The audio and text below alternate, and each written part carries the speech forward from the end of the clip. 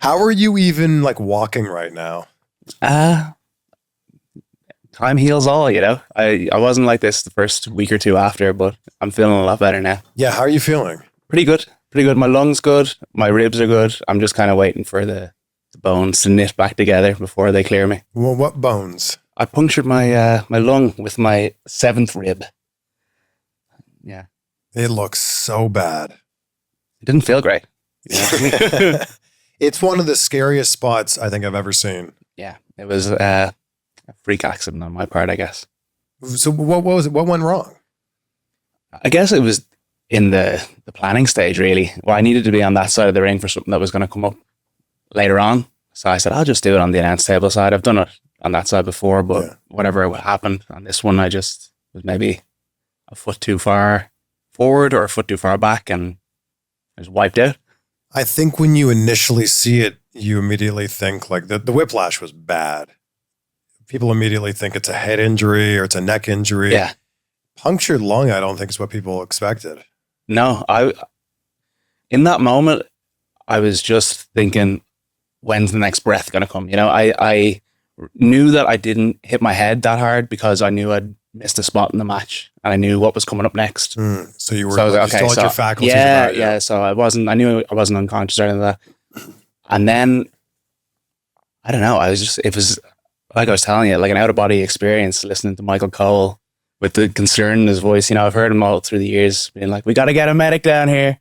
And then all of a sudden you're lying at his feet and he's saying it about you, you know? But he was saying it with such urgency. Yeah. Well, like he wasn't really just cares. A line. Yeah. But it wasn't just a line. Like you could tell he was like, no, seriously, like someone needs to come check out JD McDonagh. Yeah. Yeah. But I just kind of, everything goes really like slow in moments like that where you just have to, like I wasn't thinking like, I got to get through this match. It was just, okay, what's next? Can I do that? Let's do it. You know, so I like wiggled my fingers and toes and I was like, okay, yeah, I can do that. I got a breath back. I can probably stand up. So I stood up and got back in there. Did you realize how bad it was at that time? I thought it was like maybe cracked ribs. I could feel like my ribs on this side was like Rice Krispies under my skin. And I was like, that's okay, they're definitely messed up. And I couldn't get a full lung full of air, but I just thought that was because I was winded from hitting the table. And then the adrenaline kicked in and I was okay, I can do this. I can, you know, get back in there and do my part in the match. I didn't want to leave the guys, especially because it was one of the first few weeks that we were on Netflix. Everyone's excited about it.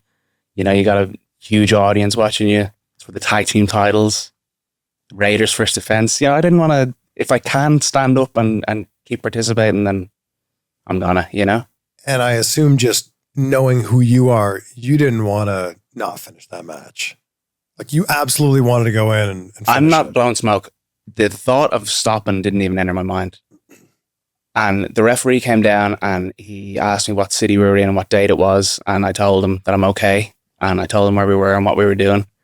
I said, tell Dom that I'm okay and I just need a minute. And he passed the message on. And then the ref actually he got a lot of heat for it online, Sean Bennett. But as far as him doing his job, like he can only do or you know, relay the message of what I'm telling him. And I told him I was good to go, you know? And one of the WWE docs came out in the ad break. She checked me over and I knew if she touched my ribs, she wouldn't let me back in there. So, and she thankfully asked me about my head and my neck rather than my ribs. And there was a spot coming up in the match where I was needed. So I was like, I got to go. Dom looked like he had genuine concern on his face. Yeah, he was pale for a little bit. Yeah.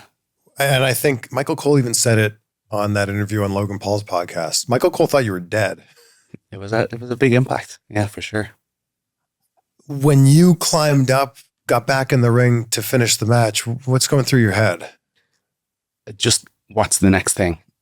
Okay, it's a big back body drop. Not ideal, but you know, the one thing that I did change in the match, and Dom is going to kill me for telling this story.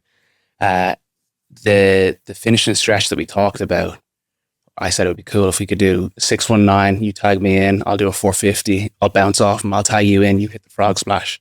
That'll be like our super finisher. Yeah. And we're super late in the match now, so I have no energy left whatsoever, no air left. And I tried to say to him, I can't do the 450. But he didn't hear me. He'd taken off for the 619. I was like, please, God, just let him go up for the frog splash. He hits the 619 and he runs across to me. No. He tagged me in. So the one modification I made was I knew I'd really hurt myself if I did the 450. And I've done that moonsault probably 10,000 times. And I knew I could kind of protect myself a little. And Ivar's a big guy too, big landing pad. So I thought this is going to be the last big move that I do. I'll make it a good one and get out of here. So you'll just land on your cracked ribs. Like, think about that. The impact that you would have on a moonsault. Mm-hmm. That you'd think that was a safer call. It wasn't like a measured decision that I made. It was all adrenaline. And